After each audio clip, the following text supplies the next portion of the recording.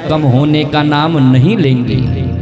इस नाते प्रभु से मांगना नहीं, प्रभु को समर्पण कर देना भक्ति है। हमने पहले दिन निवेदन किया था, प्रभु से मांगना भक्ति नहीं है, प्रभु को स्वीकार करना, उनकी शरणागति को स्वीकार करना, यही प्रभु की भक्ति है। तो सुखदेव भगवान कहते हैं, हे परीक्षित, सुखाय कर्माणि करोति लोको।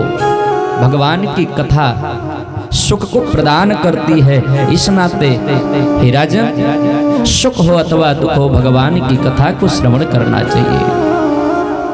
अच्छा, तो भगवान का स्वरूप क्या है, भगवान कैसे हैं, भगवान कैसे मिलते हैं, कृपा करके हमें बतावें। सुखदेव भगवान कहते हैं, हे राजन, हरि व्यापक सर्वत्र समाना, प्रेम ते प्रकट होई मैं जाना। हरि को खोजने की आवश्यकता नहीं, प्रभु को सीधा पिसान लेके खोजने की आवश्यकता नहीं बा। प्रभु हर जगह है, कड़कड़ में, अणु अणु में व्यापक सच्चिदानंदा। वह सत्य चित आनंद स्वरूप परमात्मा हर जगह, हर पल, हर घड़ी में विराजमान है। करना क्या है, अपने भाव को प्रभु के चरणों में लेके जाना है, जिससे ईश्वर की प्राप्ति हो। तब जाकर के ईश्वर रूपी तत्व तुम्हें प्राप्त हो पाएगा, अन्यथा खोजते रह जाओगे, ईश्वर मिलने वाला नहीं। महाराज हनुमान जी ने क्या कहा, जासु हृदय आगार बसहु राम सर चाप धर। प्रणव पवन कुमार खल बल पावक ज्ञान। आवश्यकता क्या है, ज्ञान की आवश्यकता है।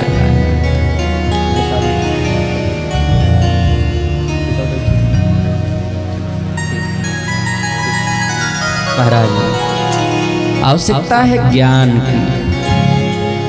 अच्छा, उसके बाद कितने प्रकार की सुख और कितने प्रकार के दुख इस दुनिया में है।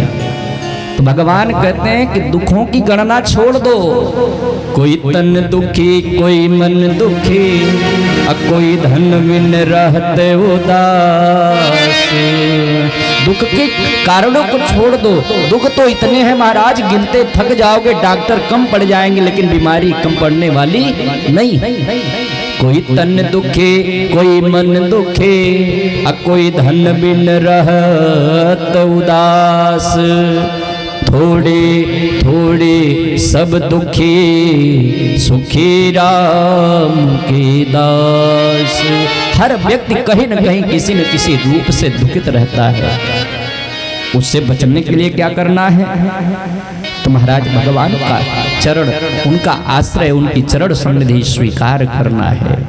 महाराज सबके भीतर ईश्वर बैठा है, बस केवल अपने प्रज्ञा चक्षु को जगाना है। उसको जब जगा लोगे तो ईश्वर तुम्हें स्वतः मिल जाएगा। बोलिए सच्चिदानंद भगवान की जय। महाराज अब मैत्रेय मुनि विदुर जी को सृष्टि विस्तार की प्रक्रिया बड़े आनंद के साथ श्रवण कराते हैं।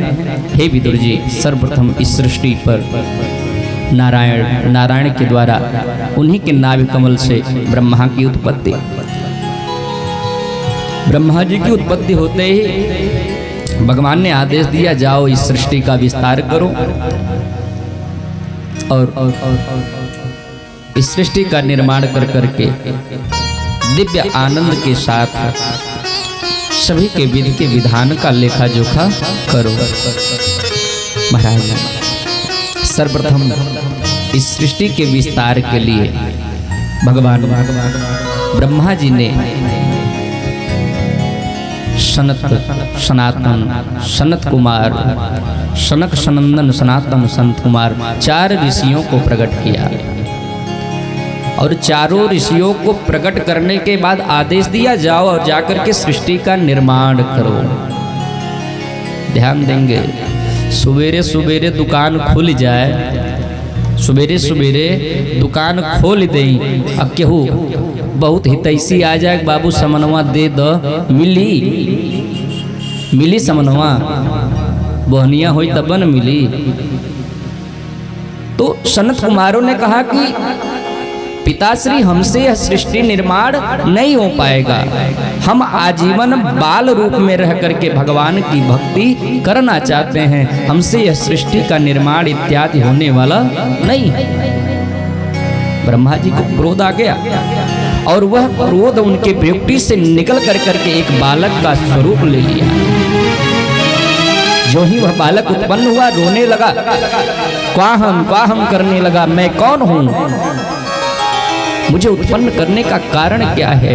ब्रह्मा जी ने कहा जब तू रोता है तो तुम्हारा नाम रुद्र है। बोलिए रुद्र भगवान की। आदेश दिया जाओ हे रुद्र जाकर के सृष्टि का निर्माण करो। महाराज भगवान शंकर की लीला सबसे न्यारी है। तुरंत सृष्टि का निर्माण किया, तुरंत आदेश, गुरु आज्ञा करिए सी। माता पिता प्रथम गुरु है व्यक्ति के, माँ और बाप उसके प्रथम गुरु हैं। तुरंत आज्ञा का पालन किया। हाड़ा हाड़ी बिस्तुइया भूत प्रेत इत्यादि का निर्माण करने लगे। ब्रह्मा जी ने कहा बस बाव रोहित इतने काफी बा, अब ऐसे ज्यादा सृष्टि कैल जरूरी नहीं भाई, जा जा भजन कर। पुनः इस बार भगवान ने, ब्रह्मा जी ने मरीचि, अत्रि, अंगिरा, पुलस्त, क्रतु इत्यादि नारद सहित 10 ऋषियों को प्रकट किया और छाया से कर्दम ऋषि को, वाणी